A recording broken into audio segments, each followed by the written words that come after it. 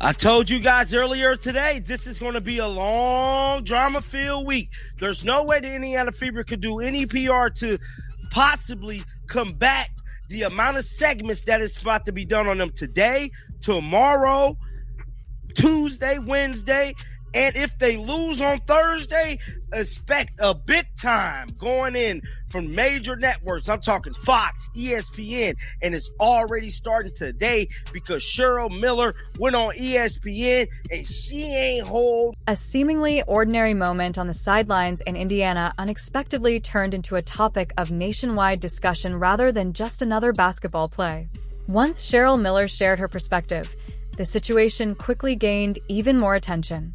What started as an interaction between Stephanie White and Kelsey Mitchell is now being analyzed repeatedly, as if it carries a deeper message that went unnoticed at the time. Interestingly, each replay appears to tell a slightly different story, and as the debate grows louder, people seem less certain about what really took place. Right into Indiana. After starting the season 4-2, the Fever have lost 2 in a row, and they're coming off a 16-point loss to the Fire yesterday. Cheryl, from what you're seeing, what's happening in Indianapolis? Right now, it's frustration, and unfortunately, it's boiling over, and it's being seen. It's one thing to have it behind closed doors, but when it spills over, and when the coach has to basically say, "Hey, you know what, Caitlin? Enough is enough. This is too disruptive." In and out, take a seat. Before we dive deeper, make sure to hit the like button and subscribe so you don't miss any of the stories everyone will be talking about. Some moments in sports no longer remain confined to the court.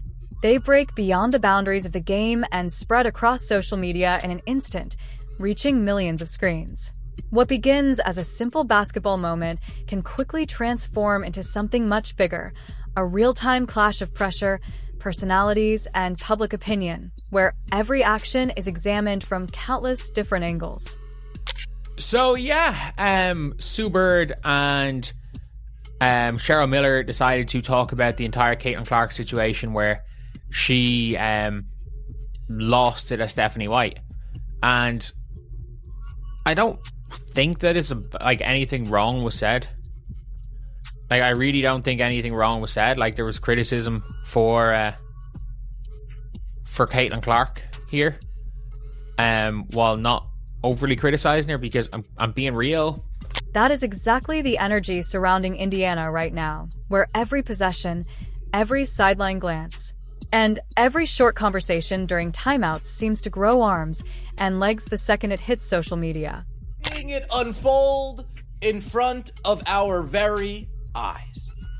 You have the Kerry Champion comments, hit piece. You have the USA Today article, hit piece. You have Stephanie White and Brianne January drawing up a defense that makes Caitlin Clark looks like a 10 times worse defender than she actually is. Is she Tony Allen? No. Is she Rajon Rondo? No. Is she as bad as everybody is making it out to seem?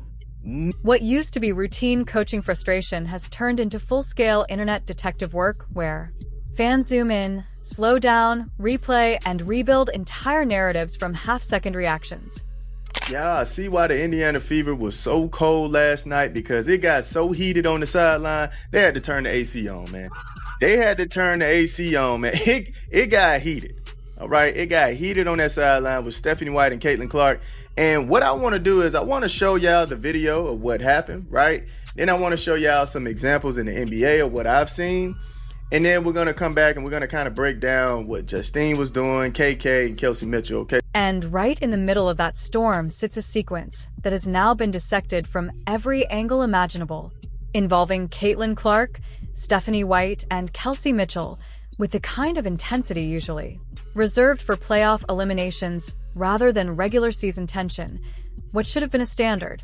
Sideline correction has instead been elevated into a national talking point because nothing travels faster than emotion. Captured in high definition, the discussion did not just stay in fan circles either.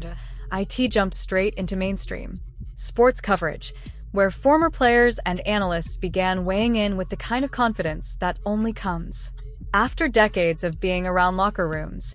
Among them was Cheryl Miller, whose perspective immediately shifted the conversation from did something happen to why does this keep happening when pressure rises, and once that happened, the internet did what it always does best, which is take a spark and turn it into a wildfire of interpretations, assumptions, and personality, verdicts delivered with absolute certainty. The irony is that basketball has always had these moments. Coaches raise their voices, players respond, veterans step in, and then everyone moves on to the next possession. But in this version of reality, nothing moves on. Your boy was going to make a video about this. Rhodes, is Stephanie White out? Is Stephanie White gone? Is Methany White gone, Rhodes? Have we been saved? Is Jan Jansen, what?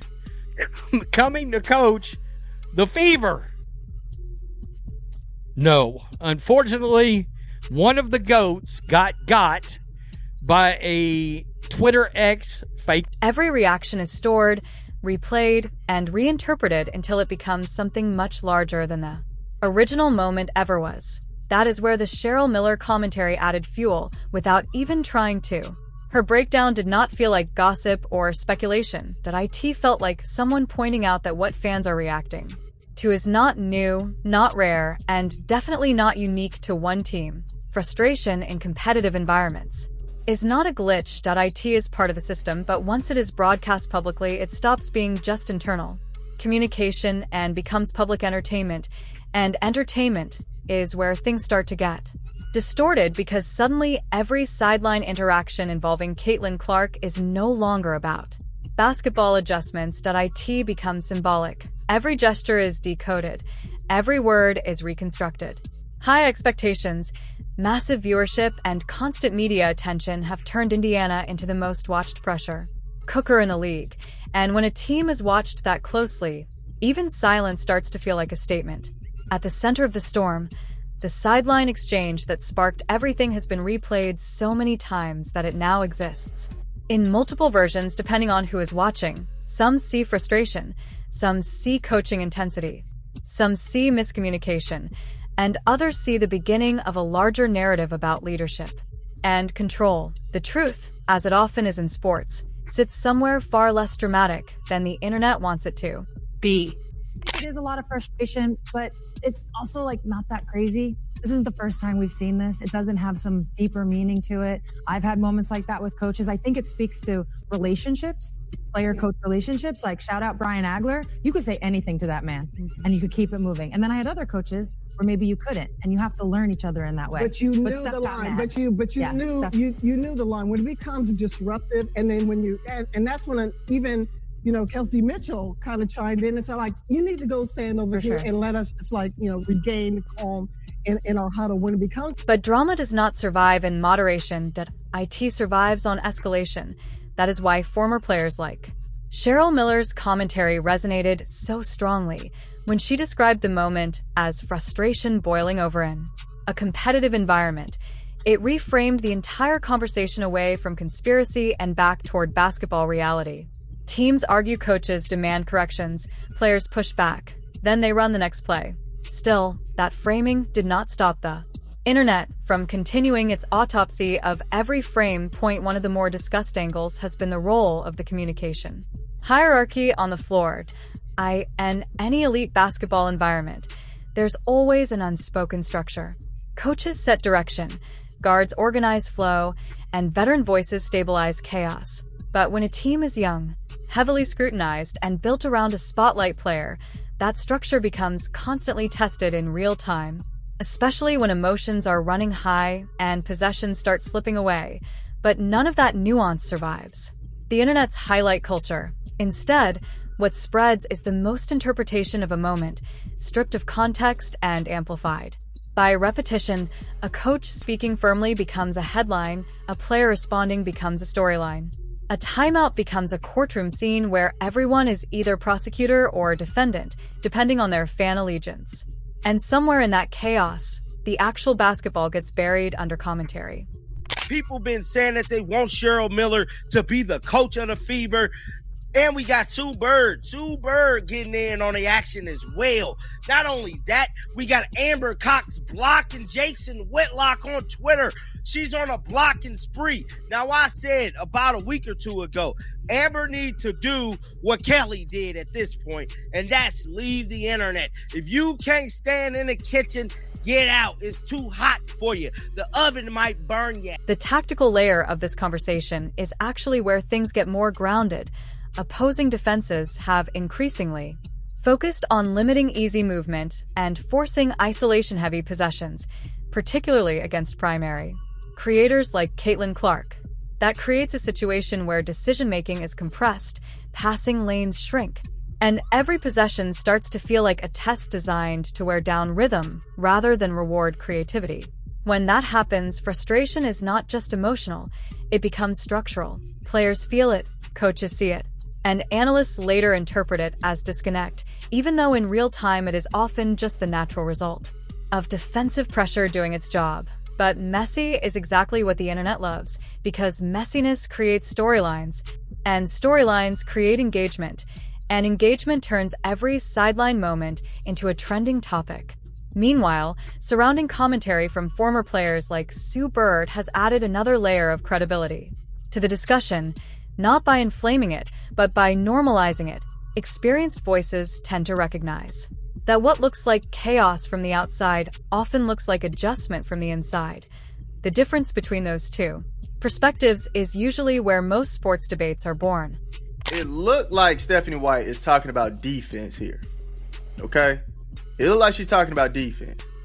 And Caitlin, she throws a hand up, and I agree that she was literally playing good defense at times. She has a hand up, but she gets the foul called on her. It happened a lot, all right?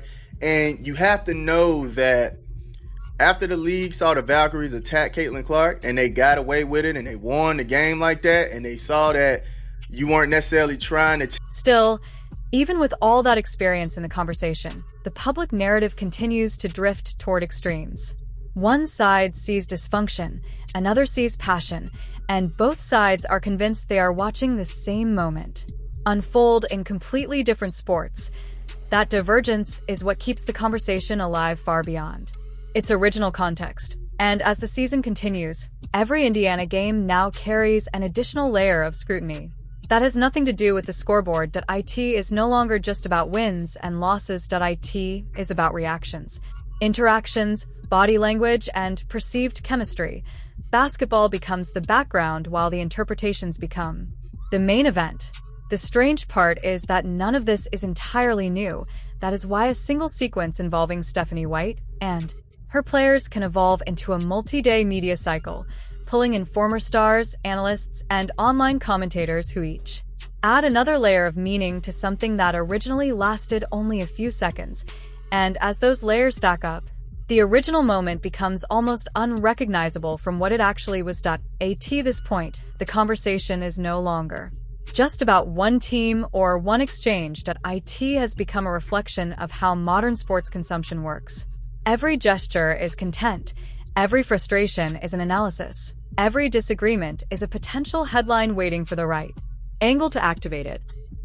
Anyway, let's take a listen to Sue Bird and Cheryl Miller about it. And play it at 1.5 times speed. And again, Cheryl Miller especially is not somebody that's out to get Caitlin Clark. They're starting the season 4-2. The Fever have lost 2 in a row, and they're coming off a 16-point loss to the Fire yesterday. Cheryl, from what you're seeing, what's happening in Indianapolis? Right now, it's frustration, and unfortunately, it's boiling over, and it's being seen. It's one thing to have it behind closed doors, but when it spills over, and when the coach has to basically say, "Hey, you know what, Caitlin, enough is enough." And that is why Cheryl Miller's commentary hit differently. IT did not try to turn the moment into something bigger. Instead, it pulled it back toward reality, reminding everyone that competitive environments are built on pressure, correction, and constant adjustment. The emotions are not anomalies, they are part of the system, but systems rarely trend. Drama does so as Indiana continues through a season watched under a microscope. Every sideline conversation will likely continue to be replayed, reinterpreted, and repackaged into new narratives that grow larger with every share.